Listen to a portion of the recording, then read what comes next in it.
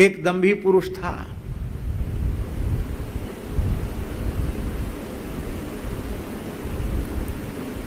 साधु नहीं था वो, दंभी था। बड़ा भारी साधु जैसा भेष बनाया, खड़ा हो जाए तो भी 2-3 हाथ जटा धरती पर बिछ जाए, इतनी बड़ी जटा, ओ इतना बड़ा, पूरा बोझा सिर पे जटाओं का। एक नगर में गया,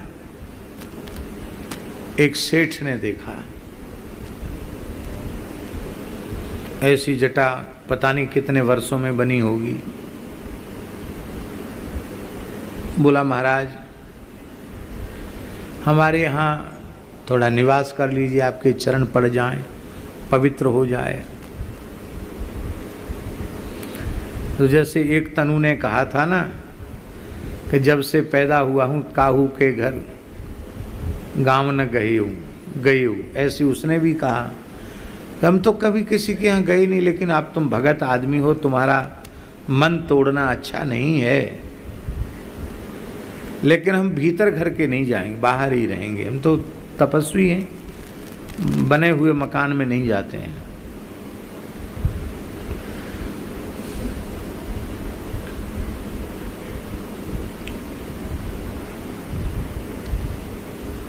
वो लगा ठीक है। बगीचा था घर के बाहर में, लोगों में होता ना सामने कुछ बगीचा, हरियाली होती है, वहीं एक फूस का झोपड़ा बनवा दिया। बोले महाराज इसमें रुक जाओ। जल्दी जल्दी सेवकों को लगा करके लट्ठा गाड़ के छप्पर डाल दिया। महाराज छाया तो होनी चाहिए, हाँ ठीक है। एक रात वहाँ रहे, कुछ भी खाया पिया नहीं। बोले महाराज कुछ तो ले, गृहस्थ के द्वार पर बिना। अरे बोले बच्चा हम तो केवल पवन का आहार करते हैं, हवा पीते हैं, कुछ नहीं खाते हैं। अच्छा, बड़े विचित्र महात्मा है। छाल की लगोटी पहन लेते हैं, न कपड़े की जरूरत है, न द्रव्य की आवश्यकता है, इससे तो हम कोसों दूर हैं। धन्य है हमारा सौभाग्य, ऐसे महापुरुष हमारे घर आए। सवेरे वो संत बोले अब हम जा रहे हैं। नहीं महाराज 2-4 दिन और रुकते। नहीं हमको बहुत काम है, हम तो जा रहे हैं। चले गए। शेठ ने रोते रोते कहा महाराज अब ये घर आपका ही है, कभी एक बार फिर अपनी चरण रज पधराना। बोले देखो अब हम यहाँ से कभी गुजरेंगे तो तुम्हारी श्रद्धा बड़ी अद्भुत है, तुम्हारे यहाँ तो हम रुक जाएंगे, क्योंकि तुम संतों के रुख का अक्षर सा पालन करते हो। ठीक है महाराज जी। 3 दिन बाद वो साधु फिर आ गया। तो सेठ ने कहा महाराज अब कैसे, आप तो इतने जल्दी आ गए। बोले 1.5 दिन हमको अपने आश्रम पहुंचने में लगा, पैदल पैदल। वहां हम जैसे ही गए तो हमने अपनी जटा खोली तो तुम्हारे झोपड़ा का एक घास का तिनका जटाओं में उलझ कर आ गया। अरे राम राम, इतनी बड़ी चोरी, आपके घर का तिनका और मैं अपने आश्रम तक ले आऊं। तो महाराज ये वापस कर ले, आप रख लो उसको तिनका। अब तो उसकी और ज्यादा श्रद्धा दृढ़ हुई। ओहो, अरे महाराज ये तो वैसे ही हमको झोपड़ी हमारे किस काम की है, आप कभी आते तो ठहरते। एक तिनका लौटाने के लिए आप 1.5 दिन तक लगातार पैदल चल के आए। अरे राम राम, बड़ा कष्ट हुआ आपको। नहीं बच्चा कोई कष्ट नहीं, धर्म तो हमारा बच गया। बोला महाराज अब आपका धर्म तो बच गया, अब आप ऐसी कृपा करो कि मैं इतना बड़ा हो गया, अब बुढ़ापा आ गया मेरा, 55-56 का हो रहा हूँ, वृद्धावस्था की ओर बढ़ रहा हूँ, मैंने आज तक गंगा स्नान नहीं किया। तो वो दंभी बोला क्यों नहीं नहाए गंगा जी। अरे राम राम, गंगा नहीं नहाए तो तुम्हारा जीवन बेकार है। बोले सच्ची बात बताएं संत जी, इस डर के मारे नहीं कि घर में कोई विश्वास पात्र चौकीदार नहीं मिला, हमारे जाने पीछे कोई कुछ कर दे तो। अब कहने में तो बहुत संकोच है, वैसे तो सब रहेगा यहाँ, सेवक सब रहेंगे, पर आप इसी झोपड़ी में जब तक हम गंगा जी नहा के ना आवें तब तक आप यहीं रह जाएं तो बहुत अच्छा है। सिठानी तो यहीं रहेगी, वो सेवा करेगी, हम आए फिर आप चले जाना स्थान में, जंगल में चले जाना। वो दम्भी बोला कि वाह जी वाह, आपकी श्रद्धा भी खूब है, तपस्वी साधुओं से चौकीदारी कराओगे? नहीं नहीं महाराज, हैं करके पैर पकड़ लिए। नहीं महाराज, आप तो परमार्थ के कारण संतन धरा शरीर। जब गृहस्थियों को अपना काम चलाना होता तो बाबा जियों को यही दुहाई देते हैं, उनके भीतर थोड़ा उत्साह जगाते हैं। अरे आप तो परमार्थ के लिए साधु बने, आप इतनी सी बात पर आपको तकलीफ हो रही है। सुनी हुई बात नहीं बता रहे हम, आंखों देखी बात बता रहे हैं। भरी हुई बस में कंडक्टर बोला, ए बाबा उठ के खड़े हो जाओ। कहा क्यों खड़े हो जाएं?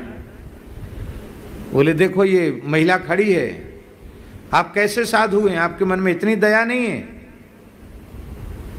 लेडीज खड़ी है, आप बैठे हैं।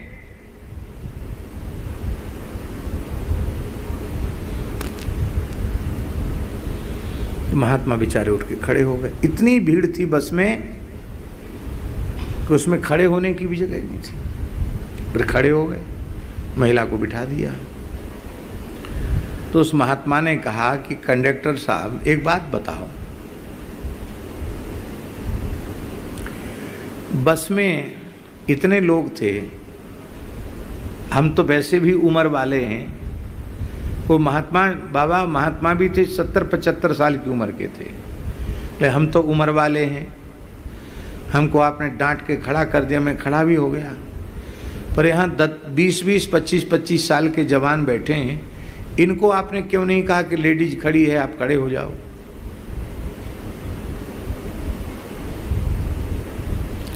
तो कंडक्टर बोला आप तो साधु हैं, साधुओं का काम क्या है? दूसरों की भलाई करना, इसलिए आपसे ही कहा जाएगा, दूसरे से क्यों कहें? परमार्थ के कारण संतन धरा शरीर। महात्मा बोले ठीक है, यही सजा मिल रही है हमको साधु बनने की, अब जहाँ तक हमको जाना वहाँ तक तो हमको जाना ही पड़ेगा, ये स्थिति है। बोले महाराज तो परमार्थ के लिए आप लोगों ने अवतार लिया है, आप रुक जाइए। वो गया गंगा नहाने, और इधर वो तो साधु नहीं था लालदास जी महाराज, वो जटा वटा भी उसके सब नकली थे वो सब नकली बनाए हुए थे। वो तो बदमाश था एक नंबर का। वो देखते आया था कि घर में बहुत माल पानी है, उसने पता नहीं क्या विद्या चलाई, सिठानी को अपनी ओर आकृष्ट कर लिया। और वो जवान आदमी था, लेकिन वो भेष बनाए था बड़े भारी संत जैसा। उसने सिठानी को आकृष्ट कर लिया और घर का सारा हीरा जवाहरात और सोना लेकर उसने उसको दे दिया और बोले चलो हम लोग भाग चलें। बोले हाँ चलो। तो वो उसकी गृहिणी को लेके भाग गया, घर का सोना चांदी लेके भाग गया, हीरे जवाहरात लेके भाग गया। अब वो गंगा जी बढ़िया से नहा के आया तो देखा न तो तृणधारी, नाम तो पूछा नहीं था कि क्या नाम है, रामदास, कृष्णदास, गोविंददास, माधवदास, क्या नाम है, तो नाम धर लिया तृणधारी, जटा में तृण रखे था। तो उसने कहा तृणधारी बाबा कहाँ गए? कोई बाबा भी नहीं है और घर की मालकिन भी नहीं, वो कहाँ गई? तो नौकर चाकर बोले महाराज पता नहीं है, हम लोग तो सवेरे जगह देखा कि वहाँ कोई नहीं। अब देखा घर में घुस के तो तिजोड़ी जोड़ी सब जय सिया राम, क्योंकि चाबी तो सब पत्नी के पास थी ही। सारा सोना चांदी हीरा जवाहरात गायब। तब रोता हुआ बेचारा वह व्यक्ति खोजने निकल पड़ा। तो एक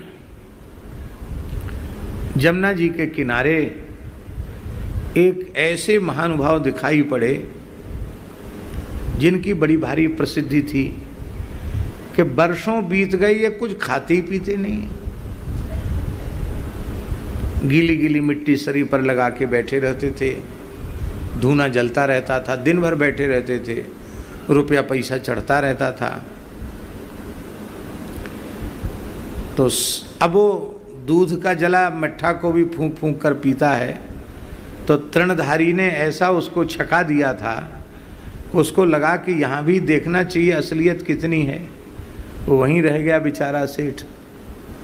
तो उसने देखा कि वो उसी क्षेत्र का मल्लाह है, शरीर में कीचड़ लपेट के बैठ जाता है, बुढ़ा तो है ही है, और रात में इसके परिवार के बच्चे आते हैं, मिठाई रुपया फल फ्रूट सब उठा के ले जाते हैं।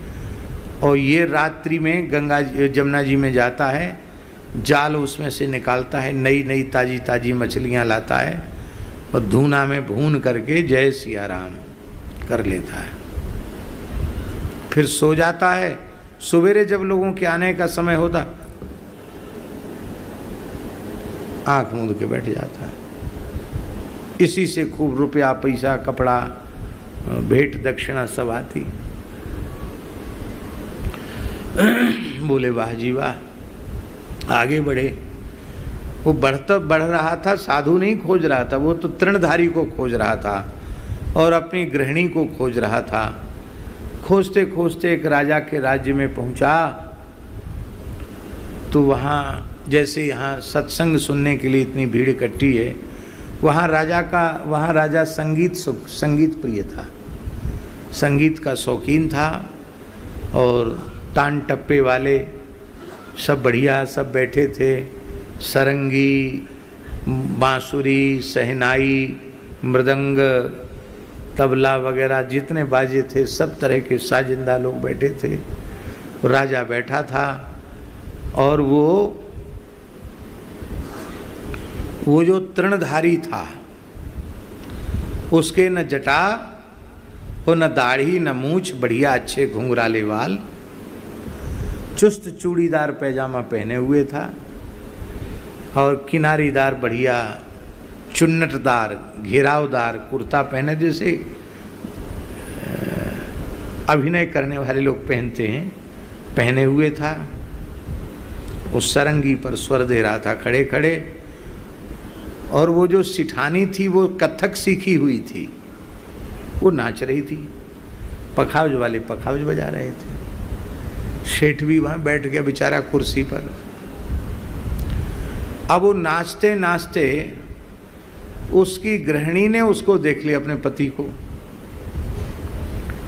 और जो बजाने वाला था संगीत तृणधारी, भूतपूर्व तृणधारी, उसने भी देख लिया, अरे ये बैठ गए, यहाँ तक आ गया, अब ये राजा से शिकायत करेगा, फांसी होगी हमारी, पकड़े जाएंगे। तो दोनों ने आंखों के इशारे से कहा आ गया है, बैठा है।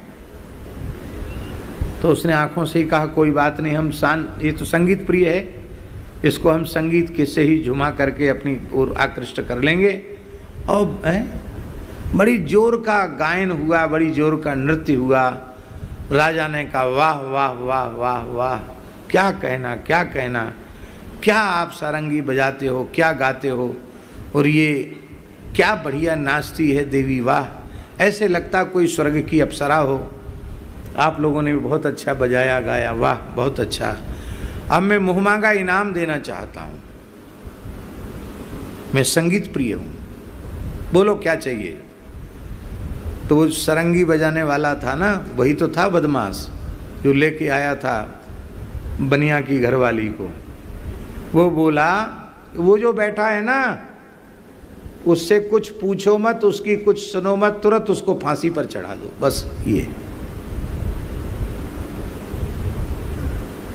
उस वैश्य को राजा ने कहा आज्ञा का पालन हो, बस तुरंत सिपाही उठे, उसको पकड़ लिया, बोले चलो फांसी पर। तो फांसी जिसको दी जाए, तत्काल फांसी पर चढ़ाना है, विलंब नहीं करना है। तो जिसको फांसी दी जाती है उससे पूछा जाता है कि आपकी अंतिम इच्छा बताओ। तो उस नियम के अनुसार राजा ने पूछा, तेरी अंतिम इच्छा क्या है?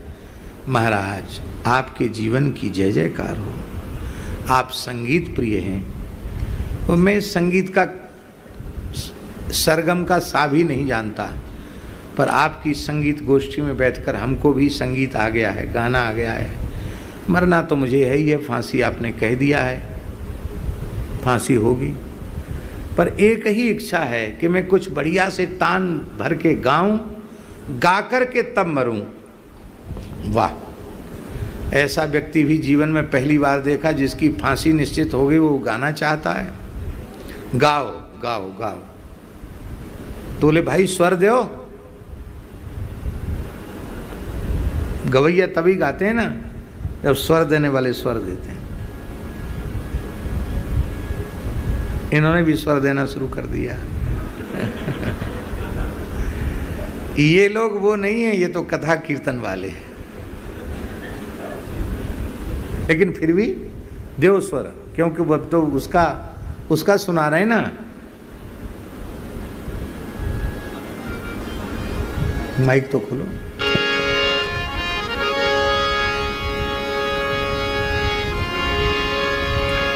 एक देखा तृणधारी, ले गया बनिया किनारी। एक देखा तृणधारी, ले गया बनिया किनारी। एक देखा तृणधारी, ले गया बनिया किनारी। एक देखा तृणधारी, ले गया बनिया किनारी। एक देखा जलाहारी, आधी रात मच्छी मारी। एक देखा जलाहारी, आधी रात मच्छी मारी। एक देखा राजा अंधा, पकड़ा बंदा छोड़ा गंदा। एक देखा राजा अंधा, पकड़ा बंदा छोड़ा गंदा। एक देखा तृणधारी, ले गया बनिया किनारी। एक देखा तृणधारी, ले गया बनिया किनारी। कभी भी हो गया महाराज, गीत गाया उसने। हम तो उतना बढ़िया नहीं गा पाए, बढ़िया गाया होगा। राजा बोला वाह वाह, आपका स्वर और क्या कहना, बहुत अच्छा गाया आपने। इतने अच्छे गवैये को मुझे मृत्यु दंड देना पड़ रहा है, पर एक बात है, मेरी आज्ञा है। तुमने गाया तो बहुत अच्छा, पर इसका अर्थ मेरी समझ में नहीं आया। इसका अर्थ